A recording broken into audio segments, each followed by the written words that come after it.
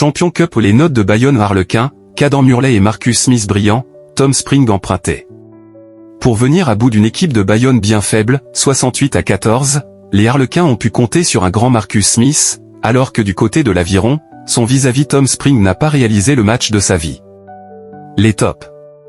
Marcus Smith, 8/10. L'ouvreur anglais a encore fait tout l'étalage de sa qualité technique en étant directement impliqué sur les 3 premiers essais des Harlequins. Les 2 premiers par des jeux au pied millimétrés pour l'ailier Caden Murley et le deuxième pour le 3e ligne remplaçant Kieran Tridwell.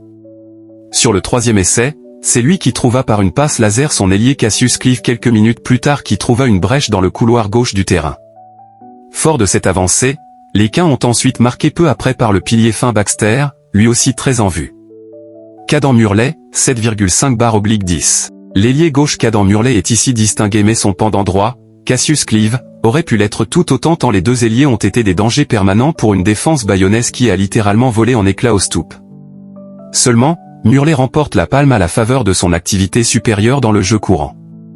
Tranchant sur chacune de ses interventions, l'ailier a non seulement marqué mais également été altruiste en servant son demi de mêlée sous les perches d'un offload impeccable pour un essai tout fait. Murley termine la rencontre avec 4 franchissements et 17 ballons joués. Pedro Delgado, 7/10. Le pilier droit des Quins a été plutôt performant face à l'Aviron. Il a obtenu plusieurs pénalités en mêlée fermée puisqu'il a pris le dessus sur son vis-à-vis Ignacio Calles. Il a aussi inscrit un essai en force en fin de première période. Bayonne n'a pas existé sur la pelouse des Harlequins. Les flops. Jonah Thompson, 3/10. Pour son premier match avec les professionnels, le jeune ailier a été globalement en difficulté. Il a perdu 2 ballons au 1e, 2e, a effectué 2 montées défensives hasardeuses, lesquelles ont déstabilisé la défense de l'Aviron, 17e, 21e, et commis un en avant sur une passe pour Capilla, 25e. Il a, en revanche, empêché Clive de marquer après une passe au pied de Smith, 37e, avant de manquer un plaquage, 52e, sur l'action où Portrait a marqué. Il a aussi perdu son duel, en défense, sur l'essai de Jamie Benson, 73e, point Tom Spring, 4/10. Titularisé à l'ouverture, pour la première fois de la saison, en l'absence de Joris second laissé au repos, le gamin de Garazi n'a pas fait le match de sa vie.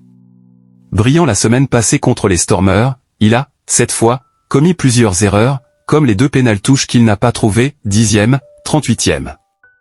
Dans le jeu courant, il s'est trouvé sous une diagonale tapée par Smith pour Tridwell, qui a marqué l'essai, 28e, a effectué un jeu au pied hasardeux, 3e, puis une passe pour Personne, 18e.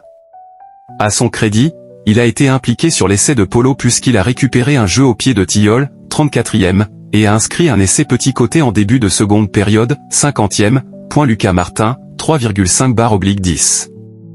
Mais où est passé le talonneur dynamique voire hyperactif que l'on connaissait il y a peu? Au stoop, Lucas Martin nous a donné l'impression d'aller de ruc en ruc entraînant sa misère. Serait-il déjà usé par cette saison 2024 à 2025? Certes souvent utilisé par l'Aviron, il compte 12 apparitions toutes compétitions confondues, l'ancien Aixois dispose pourtant d'un temps de jeu raisonnable avec 5 titularisations et 413 minutes jouées avant ce déplacement à Londres. La raison doit donc se trouver ailleurs, les notes de Bayonne. 1. Ignacio Calles, 3,5/10. 2. Lucas Martin, 3,5/10. 3. Émeric Setiano, 4/10. 4. Alvaro Garcia Yandolino, 4/10. 5. Lucas Polo, 4/10. 6. Alexandre Fischer, 5/10. 7. Esteban Capilla, 4/10. 8. Manex Ariceta, 4/10. 9. Baptiste Tilleul, 4,5/10. 10. Tom Spring, 4/10. 11. Victor Hanoun, 4,5/10. 12. Federico Mori, 4/10. 13. Shirley Makala, 5/10. 14. Jonah Thompson, 3/10. 15. Johan Orabe, 5/10.